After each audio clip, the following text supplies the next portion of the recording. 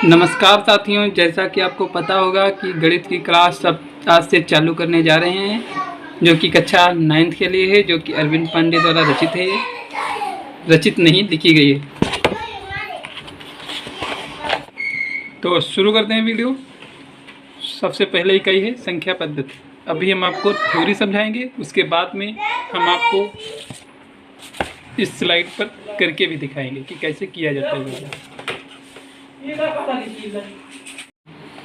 तो देखिए, परिचय के बारे में क्या कह रहा है कि पूर्व कक्षाओं में हमने दैनिक जीवन में प्रयोग की जाने वाली विभिन्न प्रकार की संख्याओं का अध्ययन किया है।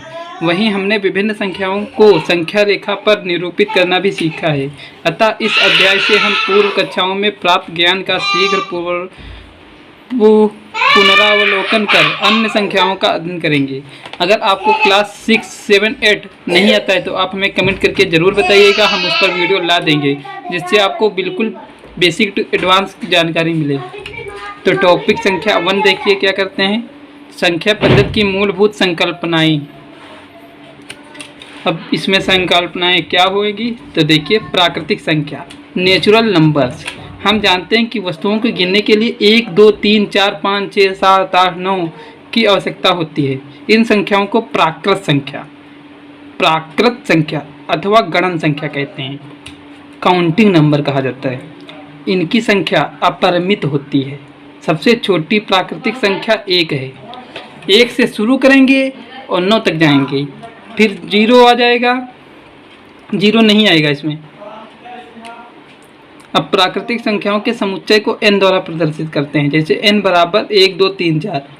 पूर्ण संख्याएं होल नंबर्स। यदि प्राकृत संख्याओं के समूह में शून्य को भी सम्मिलित कर लिया जाता है। अब इधर देखिए क्या कह रहा है कि जैसे हमने लिखा नेचुरल नंबर में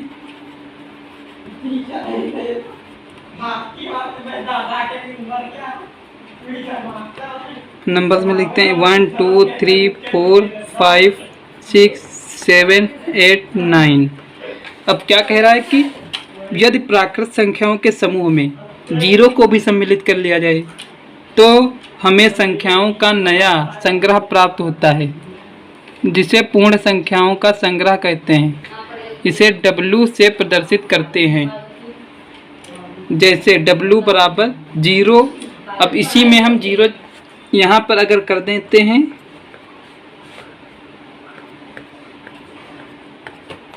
तो ये हमारे होल नंबर हो जाएंगे। ये क्या हो जाएंगे? Whole number. समझ में आ गया होगा आपको। तो अब तीसरी पॉइंट देखते हैं, पूर्णांक। इंटीजर्स किसे कहते हैं? तो सभी पूर्ण संख्याओं को पूर्णांक कहा जाता है। ये यानी कि होल नंबर जो हैं उन्हीं को हम इंटीजर्स कहते हैं। ये 2 प्रकार के होते हैं। शून्य से जो छोटे होते हैं उन्हें ऋणात्मक, यानी कि वो कर्जा लिया हुआ है, वो माइनस में है, वो लॉस में है, तथा शून्य से बड़े पूर्णांक को धनात्मक पूर्णांक कहते हैं। इसे z से प्रदर्शित करते हैं। जैसे हमारा शून्य अगर यहाँ पर है, अगर कोई व्यक्ति इधर 1, 2, 3 कदम चलेगा तो आप क्या कहोगे कि ये प्लस का 3 कदम चल रहा है। अगर कोई बैक साइड में चल रहा है तो माइनस का 1, माइनस का 2, माइनस का 3, तो आप कहोगे कि ये माइनस के 3 कदम पीछे जा रहा है। तो वही बात कह रहा है कि 0 से जो बड़े होते हैं उन्हें हम धनात्मक यानी कि पॉजिटिव इंटीजर्स कहते हैं, और जो माइनस की तरफ जाते हैं 0 से ऋणात्मक 0 से छोटे होते हैं, 0 से भी छोटे होते हैं, उन्हें हम निगेटिव इंटीजर्स कहते हैं। ये निगेटिव इंटीजर्स हो जाते हैं।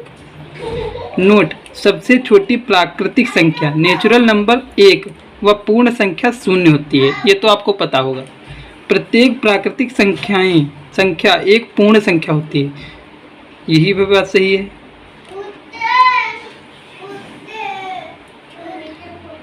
शून्य एक ऐसी पूर्ण संख्या है जो प्राकृत संख्या नहीं है। सही बात है, क्योंकि शून्य जो है वो नेचुरल नंबर में नहीं आता है। अगर हम नेचुरल नंबर में शून्य डाल दें तो वो पूर्ण संख्या हो जाता है। शून्य ना तो ऋणात्मक पूर्णांक है और ना ही धनात्मक। यही एक ऐसा इंटीजर्स होता है जो कि ना ही नेगेटिव इंटीजर्स में आता है और ना ही पॉजिटिव इंटीजर्स में आता है, क्योंकि यहीं से एंड पॉइंट होता है, यहीं से जो पीछे का साइड होता है उसे नेगेटिव, जो आगे का साइड होता है उसे पॉजिटिव। परिमेय संख्याएं, रेशनल नंबर, वे संख्याएं जिन्हें p बटे q के रूप में व्यक्त किया जा सकता है और जहां p तथा q पूर्णांक व q बराबर 0 नहीं हो, परिमेय संख्या कहलाती हैं। वे संख्याएं जिन्हें p बटे q के रूप में व्यक्त किया जा सकता है और जहां p तथा q पूर्णांक व q बराबर 0 के नहीं हो, परिमेय संख्या कहलाती हैं।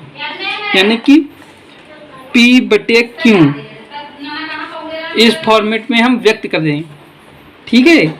और जहां p तथा q पूर्णांक, ये दोनों क्या होने चाहिए, इंटीजर्स होने चाहिए, पूर्णांक होने चाहिए, या फिर ये माइनस में हो या प्लस में हो। ये ऊपर वाला अगर 0 का है तो बात बन सकती है। अगर ये नीचे वाला बता रहा है कि अगर q बराबर 0 हो जाएगा तो ये परिमेय संख्या नहीं होगी, इसे हम नहीं बताएंगे। ये सेट करिए कि q कभी भी नहीं होगा 0 के बराबर, तो वे संख्याएं परिमेय संख्याएं कहलाती हैं। जैसे 1/2, 1/2 इसे हम p कह लें, इसे हम q कह लें, तो आप देखिए p बटे q के फॉर्मेट में यह व्यक्त किया जा सकता है। और देखिए दूसरा उदाहरण 5/6, ये है p, ये है q, तो इसे हम कह सकते हैं कि ये परिमेय संख्याएं हैं। अगर आपको यह PDF चाहिए तो हमें कमेंट में ज़रूर बताइएगा, हम आपको PDF दे देंगे बिल्कुल फ्री में। तुल्य परिमेय संख्याएं, वे परिमेय संख्याएं जिनके अंश तथा हर। अब आप कहेंगे कि सर जी, तो हम कहेंगे यस बताइए। आप कहोगे कि ये अंश और हर क्या होता है, तो हम बताएंगे आपको कि जो ये अभी हमने बताया था p बटे q, तो ये q जो होता है वो हर होता है, ये हर हर महादेव हैं और ये इनके अंश हैं। इस तरह से आप अगर याद करोगे तो आपको याद हो जाएगा। ऊपर वाली वैल्यू अंश होती है और नीचे वाली सदैव वैल्यू हर होगी।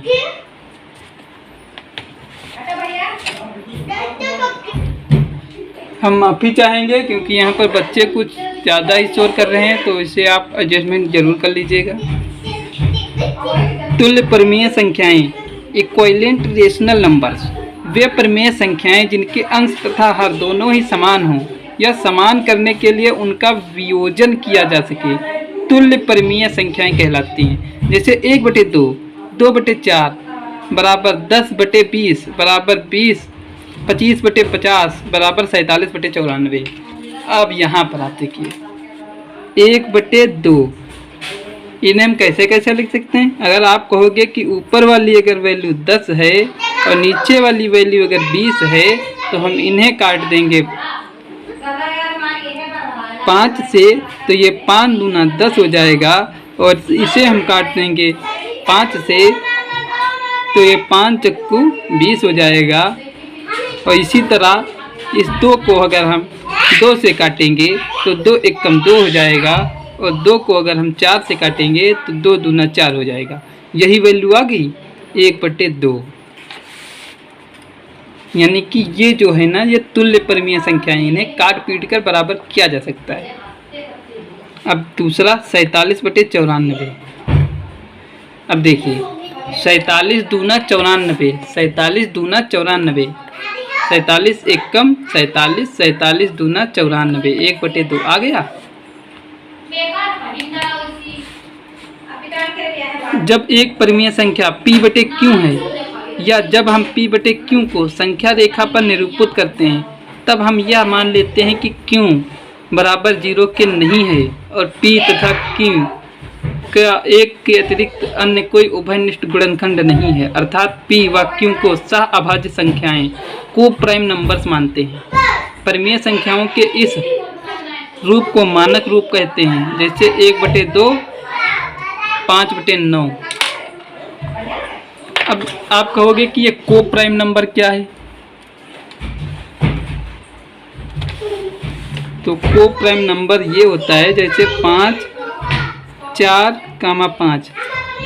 अब इनमें आप कोई भी हाईएस्ट कॉमन फैक्टर रख लीजिए, यानी कि उभयनिष्ठ गुणनखंड एक ही होगा, इसमें कोई कॉमन नहीं होगा। एक अगर हम कॉमन ले लेंगे तो वही हो जाएगी संख्या। बस 2 लेते हैं तो ये तो 2 से आराम से आ जाएगा, लेकिन ये कहाँ से आएगा, इसे ढाई थोड़ा लिखा जाएगा। यही है सहअभाज्य संख्या। 2 संख्याओं के मध्य परिमेय संख्याएं ज्ञात करना। Method to determine rational numbers between 2 numbers. किन्हीं 2 परिमेय संख्याओं के मध्य एक या एक से अधिक असंख्य परिमेय संख्याएं होती हैं, जिनको निम्न विधियों द्वारा ज्ञात किया जा सकता है। कौन कौन सी विधि है, आइए देखते हैं।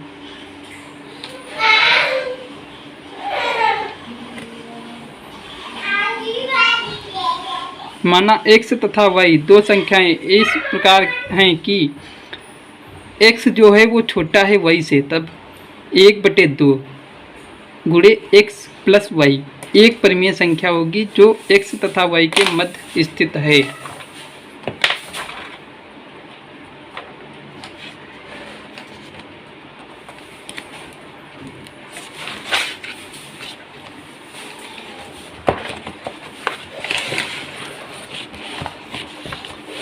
अब इसे अगर हम उदाहरण के साथ समझें तो बहुत अच्छा होगा। 5 और 8 के बीच परिमेय संख्या ज्ञात कीजिए, जहां 8 बड़ा है 5 से। हम जानते हैं कि ये 2 संख्याएं x तथा y इस प्रकार हैं कि x y जो बड़ा है x से, तब x तथा y के मध्य परिमेय संख्या क्या होती है, इसका फॉर्मूला क्या होता है। अगर y जो है वो बड़ा है x से, तब फार्मूला हो जाएगा हमारा x प्लस y बटे में 2। ये फार्मूला की उत्पत्ति कहाँ से हुई है, कैसे हुई है। ये फार्मूला की उत्पत्ति जो हुई है ये हुई है 1/2 गुणे में x प्लस y। ये फार्मूला की उत्पत्ति यहाँ से हुई है x प्लस y बटे में 2। तो जैसे 8 बड़ा है 5 से, 8 को हम y मान लेते हैं क्योंकि y पड़ी है x से। तो फार्मूला में हम रखते हैं x है 5, y है 8 बटे में 2।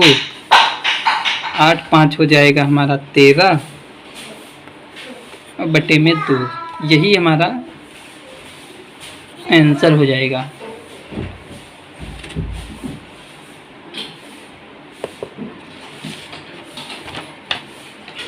जब एक से अधिक परिमेय संख्याएं ज्ञात करनी हो तब क्या करना है।